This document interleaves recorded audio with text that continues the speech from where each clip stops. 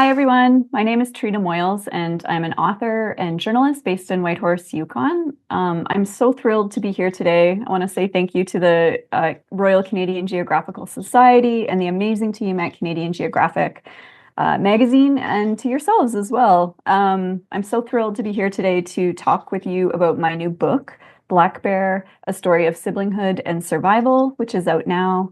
And I'm going to share with you some stories about human bear coexistence. So, human bear coexistence. Living with bears, I've learned, is something incredibly personal. It's localized. There are general guidebooks for living with bears, and then there are individual scenarios that play out in real time.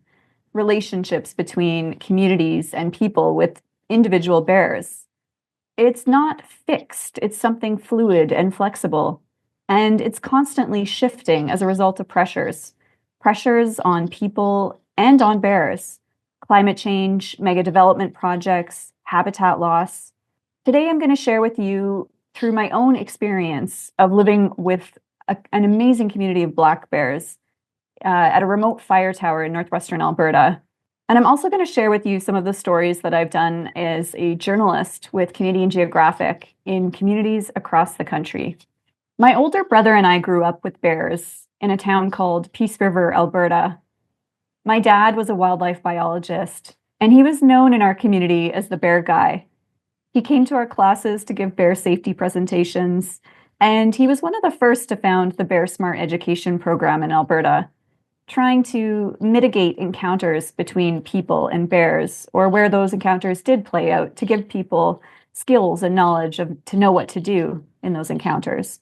We grew up as kids knowing that we could see a bear anywhere in our community. We played where they denned, and down by the river where the bears would come out first thing in spring and climb the poplar trees and feed on those fresh buds. We knew we could see them anywhere, but to be honest, we tended not to. And I think that's because the bears are so intelligent. They know our human patterns and behaviors, and they often tend to avoid us. My first encounter with a black bear was in 1990 when my dad brought home a cub orphaned by a logging accident. They brought the cub into the Fish and Wildlife office and found a home for it at the Calgary Zoo. But first, it spent a night in our basement. That encounter made an early impression on me. One, absolute fascination for black bears. And two, empathy for the cub who'd lost her mother in the logging accident. There's an oil boom going on right now. Not in Saudi Arabia or Kuwait or any of those places, but 600 miles north of Montana, crooned a 60 Minutes news anchor in an episode on Alberta's oil sands that aired in late January 2006. The oil men up there aren't digging holes in the sand and hoping for a spout. They're digging up dirt. Dirt that is saturated with oil. They're called the oil sands, and if you've never heard of them, then you're in for a big surprise because the reserves are so vast in the province of Alberta that they will help solve America's energy needs for the next century. My brother and I grew up close to the Peace River oil sands. They always said we'd be the next Fort Mac, the population doubling in size, but thankfully, it never happened. Still, there were impacts. We grew up in an era of play hard, work hard, and a mantra that continues to dominate in Alberta today. Bigger is better. And the shadow side of the industry influenced social issues close to home: substance abuse and addiction, and gender-based violence. And then, of course, the environmental costs: fragmentation of forests, seismic lines scissoring the landscape, oil and gas well sites, roads, access, which leads to increased encounters between people and bears. Still, to be honest, we never really talked about these silent risks of addiction and violence. What we did talk about was bear attack stories, however. The fear stories started to build up in our bodies. We learned how to use bear spray and what to do if a grizzly bear attacked us, play dead if it was a defensive attack, or in the case of a black bear, fight for your life. Fight with everything you've got. I remember when my dad came to our class before a high school trip and taught us how to use bear spray. Bear spray is more effective than a gun. It's faster, safer for people and for the bear. But I also remember wondering how many of my female classmates We're thinking, could it work on guys too? The reality is that we talked more about bear attacks than we did about gender-based violence, even though the stats didn't line up. There was maybe 1 to 2 fatal bear attacks a year in Canada, while the stats on domestic abuse told us 1 in 3 in our community would be likely to experience it. Like a young bear, I roamed beyond my small town in northern Alberta through my 20s, working in human rights development in Latin America and East Africa. I came home in my early 30s, applied to the government of Alberta for a job as a wildfire lookout. It was a good place to come home and process, to think, and to write. The tower offered me a new viewpoint. It decentered me in a way. Everyone always talks about the isolation of the job, 4 to 5 months alone in the wilderness, with my dogs, as you can see there. But I was saved, I think, through attentive observation for wildfire and wildlife too. Noticing all of the patterns of emergence in spring. First, the colt's foot, the earliest vegetation to rise in the boreal forest. Then the robins bobbing for worms in the thawing ground. And then a flash of obsidian fir, the sound of a branch breaking. My senses learned to look for them. Ursus americanus, the American black bear. The 100-foot tower offered a safe place, a sanctuary for watching for the bears. My cabin below and my dogs were buffered by a 12,000-watt electric fence. I'd grown up with the paradigm of mutual avoidance. It was a term coined by the brilliant Stephen Herrero, a behavioral ecologist who penned one of the Bibles of all bear books, Bear Attacks, Their Causes and Avoidances. The book came out in 1985, the year I was born. This thinking of keeping bears apart from people and people apart from bears was, at the time, logically sound.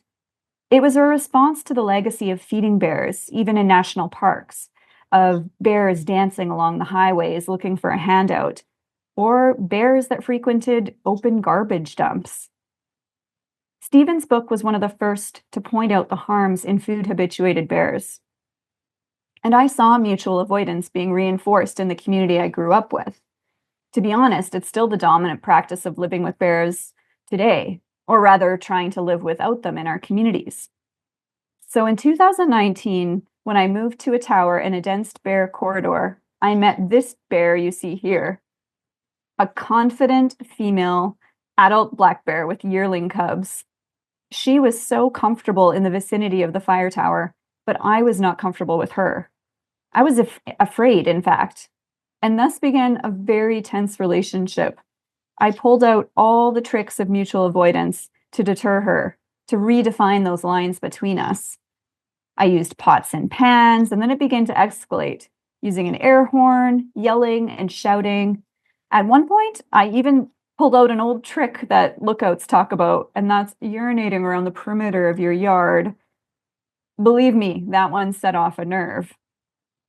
And I even fired off rubber bullets in her huge behind. That temporarily worked, and I remembered feeling almost a swell of pride that I'd moved the bear off the yard. And then I thought, maybe I'm no better than the systems I'd become so critical of. And furthermore, it didn't really work because she kept coming back. And then after a month of tense encounters with this mother bear, 2 major fires broke out. The Chuckegg Creek fire, which you see here, tripled the size of the city of Calgary. I watched it explode in late May from my fire tower. It blew up in the high winds and record-level drought conditions. To my southwest, the Battle River fire was burning, smaller but still threatening. And thus I was sandwiched between the 2 fires. I was evacuated by vehicle that night, and sadly, the Chuckegg fire burnt over 16 homes in the Paddle Prairie Métis settlement to the north. As we drove along Highway 35 south, we saw bears feeding in the ditches. We saw the carcass of a bear hit by a vehicle. I felt empathy for the bears watching their habitat devastated on such a massive scale. Bears are adapted to fire in the boreal forest, of course, and perhaps a species better adapted than smaller ones to flee. But no doubt cubs were burnt over, clinging to the trees, as black bears are evolved to do in fight or flight situations. The ranger who evacuated me said, "People are seeing way more black bears because of these big fires. They've got nowhere else to go." Climate change is impacting all species of bears in North America, and often leading to increased encounters between people and bears. Later that summer, when I'd returned to my tower, I spoke with a wildlife biologist friend in Peace River who told me that that summer there were record numbers of conflicts between people and bears in neighboring communities. Climate change, resulting in habitat loss, turns wildlife into climate refugees. I knew I needed to find a new way. Back out at the fire tower, I realized the ways I'd been trying to live with those bears of demarcating my space wasn't working. If I continued down that track, there was only one thing that would happen, and that bear would be put down. Not to discredit the work of Stephen Herrero, there really is a time and place for mutual avoidance, but that summer I also began to critique it. It felt a little bit like a colonial idea of creating this exclusionary or no-go zone for the bears. Even the term mutual avoidance felt like a misnomer, like a euphemism to placate what was really going on. I'd turned myself into the aggressor in an attempt to make the bear afraid. What was mutual about that? The exchange between us wasn't about mutualism, but antagonism. And the only consensus we'd come to was a deepening fear of the other. Furthermore, I knew it was likely only a matter of time before another so-called problem bear came back, crossing those boundaries I'd erected. The problem with a concept like mutual avoidance is that if you're just scaring the bear away, you never have the opportunity to learn how to read one another's behavior, and you never have to learn how to negotiate space. And then one day, this bear you see here, Big Mama, I would come to call her, crossed those lines that I'd drawn. She'd started out in the summer with 3 cubs, and I noticed that she'd lost one. Only 2 remained, and if you look really closely in the photo here, you can see the cub right underneath her there, probably trying to get a little bit of milk. On that day, she kept them along at the edge of the forest, and suddenly she dropped on her back, her legs opened up, out frog-like, and she began to nurse. It was incredible. I was just standing there, harvesting carrots from my garden, but she didn't mind.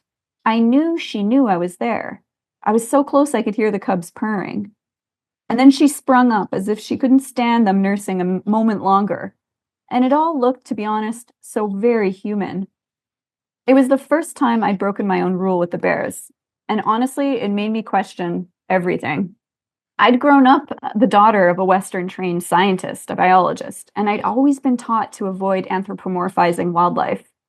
Bears are not your friends, my dad always reiterated. But in my second season at that same fire tower, I knew my fear-based approach, being aggressive towards the bears, just really wasn't aiding me. I decided maybe that I had something to learn from them as individuals, and I began to watch them from the cabin, the tower, and make notes about what I observed. There was this huge bear with a white O on his chest. I called him Oscar. A cinnamon black bear pursuing a female in courting rituals. And the female turned out to be the same mother that I'd had sort of a standoff with the previous summer. I began to realize that the bears were individuals just like us. They had different patterns and preferred trails. They had their own preferred grazing spots. And they all responded differently to me. Some were more tolerant and calm. And then I met a young, skittish bear with 2 white crescent moons on her chest. You know, I have a friend who works as a bear guide, and he's often said to me, usually there's a bear, an individual bear that will change people's minds about them. And for me, that bear was a bear I called Osa. It was easy to identify her as one of the yearling cubs I'd seen the previous summer because of the 2 white moons on her chest. She emerged that year. She was 3 years old from the very same spot that her mother had guided her the year before. And on that first day, I watched how she looked for dandelions. She climbed the same tree her mother had climbed. And it dawned on me that bears are extremely patterned. They have their favorite feeding spots, just like we have our favorite restaurants and grocery stores. I also learned the black bears are highly matriarchal in the way that they use space. Daughters typically stay close to the den in overlapping spheres of habitat with their mothers. Biologists call this site fidelity, and it's a reproductive strategy for accessing food. I began to change the way I saw the bear, even spoke about them. English is a colonial language in how we express the ways we relate to wildlife. Even the idea of relating to wildlife can be frowned upon. So instead of saying it, I said her, or him, or them. I think First Nations cultures are far more open to relating to bears as kin. In the research I've since done with the Champagne and Asiatic First Nations in southwestern Yukon, they don't say bear out of respect. Instead, they say grandfather, or brother, or sister. I think over time I did begin to see Osa as a sister, as I watched her grow from a subadult to an adult to a mother bear of a single cub. And I even watched her wean that cub in my last season at the Fire Tower in 2022. She knew me, and the dogs and I also knew her. We'd become predictable to one another, and I think that made it easier to share space. You know, it can be a really interesting task to visualize the ways in which our lives overlap with wildlife. And I encourage you to try it, even at your own homes, even if you don't live with black bears, but live with squirrels or chipmunks, songbirds, and hares. I began to map the bears' patterns around my fire tower and cabin, where I thought they denned, the trails they preferred, their favorite berry spots, and thinking specifically where and when I might cross paths with them, particularly the big males like Oscar, who was very challenging to cross, by the way, and usually taught me a lesson about not hurrying him along. A bear knows who they are and where they belong on the landscape. They also know where we are on the landscape. I realized over time that the bears were watching me, scenting me and the dogs when we used the trail. They were hyper aware as a way of sharing space. And I took comfort in this because I knew for the most part, bears don't want to cross paths with us. It usually doesn't benefit them, and it usually costs them energy. We always talk about bears as aggressors or a threat, when in reality, I think bears are what Charlie Russell, an Alberta conservationist, once described as exquisite risk takers. We rarely speak of their restraint and their tolerance, even when we make it so irresistible for them with our human-caused food sources and scents. The bears taught me a lot at my fire tower about what it means to coexist, and not just with bears or wildlife, but people too. We're in a time where it's so easy to otherize one another and much more difficult to look for common ground. Fear can be useful in moments, but fear can also get in the way of building relationships and learning about one another. When I dropped my defenses at the fire tower, I realized the female bears over time were likely using the area around my tower as a kind of nursery, a safe space they could raise their cubs with less worry about the bigger males, who are occasionally prone to preying on cubs as a way of forcing the mothers back into estrus. In that sense, I felt something like an auntie to the bears. And I also realized these particular females were, in a sense, keeping me safe. They were a kind of buffer from other more unpredictable bears, bears who didn't know me or my patterns, and vice versa. I eventually came to experience the opposite of mutual avoidance, rather a kind of mutualism that was beneficial to us both. I think black bears hold space for one another, and in a way, they hold space for us too. 2022 was my last season at the Fire Tower, and today I'm a journalist continuing to cover stories about human bear and human wildlife coexistence.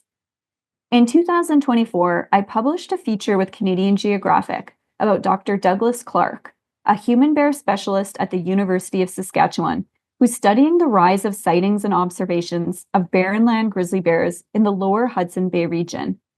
This is really interesting because it's in Wapusk National Park, and Wapusk is a Cree word for white bear or polar bear.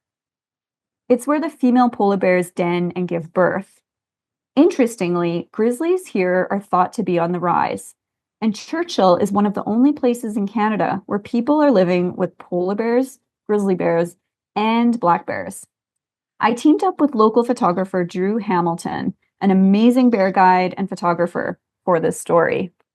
We joined Doug Clark and Morris Spence, a Cree land steward and polar bear guide who sadly passed away in 2024, on a grizzly bear den survey of Wapusk National Park. Clark was looking for proof that bears weren't just wandering down from Nunavut. They were denning in northern Manitoba, where they were thought to be extirpated. Morris's knowledge of the land and of denning sites was key to this survey. He spotted the den from above, just a slight disturbance along an esker. The den, and we landed, and it turned out there wasn't just one, but two potential dens. The den ceiling had collapsed, as you can see here. They're looking through the materials, and they sensed it wasn't a polar bear den. Polar bear dens are often closer to bodies of water, a little bit lower, whereas this one was high and dry, much like a grizzly bear's den in the alpine areas. Grizzly bear populations are shifting in Canada's north as a result of climate change and other factors, including an abundance of food resources. For example, snow geese are becoming increasingly overabundant and populated along Cape Churchill. And one biologist I spoke to said, the table is really set in these areas for a species like a grizzly bear, who is a true opportunist and will feed on pretty much anything. Doug Clark has been relying on camera traps as a non-invasive way to study the expansion of grizzly bears in the lower Hudson Bay. And this photo you see here is a bear they call the King. He's a large male bear they've seen on camera traps since 2010. And the last time I saw him was in 2024, I believe. Clark is also working with locals who are reporting increased sightings of grizzly bears along the coastline of the Hudson Bay. And what struck me as interesting about this story is how coexistence with bears is such a relative thing. It really depends on the community and species of bear. In Churchill, for example, the community is accustomed to living with polar bears. They know how to fortify their cabins against them. Polar bears push with their huge paws to break ice and catch seals. And to be honest, they do the same thing to try and get into a human dwelling. But grizzly bears, people are not used to living with them. Grizzlies have long claws evolved for digging, and they can use those claws to pry open cabins as well. So this is something really new for the community to contend with. People are relaxed about polar bears because they're accustomed to their behaviors, yet grizzlies represent this whole new set of behaviors. One thing I'll never forget is when a local told me she was more afraid of black bears than polar bears, which is, I think, a surprising thing to hear for a Southerner. Polar bears are often feared by Southerners, of course, as the most predaceous bear, which is true, except the reality is they typically tend to prey on seals. This was a really beautiful story I had the chance to work on with award-winning photographer Peter Mather. It's the story of the Champagne and Asiac First Nations in southwestern Yukon in Klukshu, a traditional salmon fishing village. Here, people have thousands of years of experience coexisting with bears. I spoke with Elder Chuck Hume, whose cabin borders the Klukshu River, where people traditionally fished. The Chinook salmon have drastically declined in Yukon river systems. However, there's still a late season coho run in October and November. And here, bears and wolves come to feed on the salmon. Chuck's told me the story of the mare, which was something confusing for an outsider because people also referred to Chuck as the mare. But the mare was this big, dominant male bear who you see here, who really controlled the best feeding spots close to the community. And the community tolerated him in close range because he was what they called a good bear. He was relaxed, he left people's houses alone, and he kind of figured out the rules of how to live and fish very closely to the community without causing problems. And in a sense, he returned the favor because he kept some of the younger bears, those bears that we tend to call problem bears or nuisance bears, at bay. I also spoke with Elder Doris Allen, who told me that elders always taught people about a code of respect for bears. One, like I'd said earlier, people wouldn't say the word bear directly. They'd say grandfather, brother, sister. And when out on the land, they wouldn't say anything disparaging about a bear either. They wouldn't step over a pile of bear scat on the trail, but around it. These rules of living with bears add up to real respect of bears. Even when they were killed, Chuck Hume told me, there were protocols of respect, including placing the bear's head high in a tree. And come November, Doris Allen told me they were told to leave the fishing village for the bears. This struck me as a form of reciprocity, of rules that bears themselves understood. Not to say it's perfect, it's still messy, and some bears inevitably do get put down. But this way of viewing coexistence, one that doesn't try to push bears out, but instead accepts them on the landscape as a part of the landscape.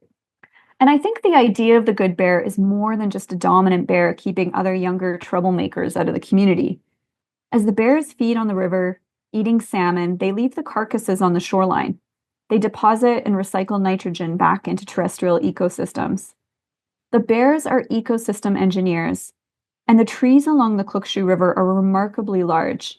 There's been no studies done on this, but there has been a similar study in Alaska along a similar study done in Alaska along salmon-bearing streams that show trees with wider diameters.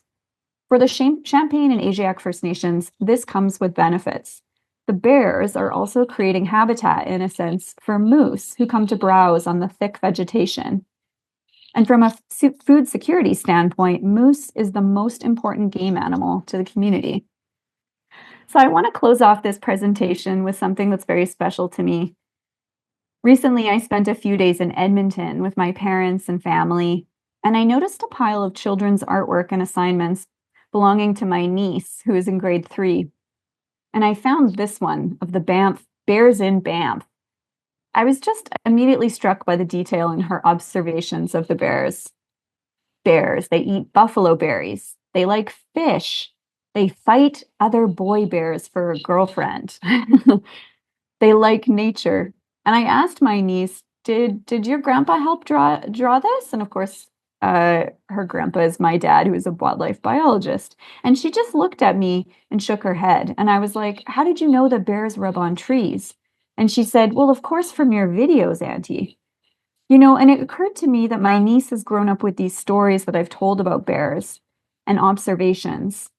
And the stories we tell to children about wildlife and community really matter. I think her diagram shows not fear of bears, but this curiosity and knowledge and willingness to learn about real bear behaviors.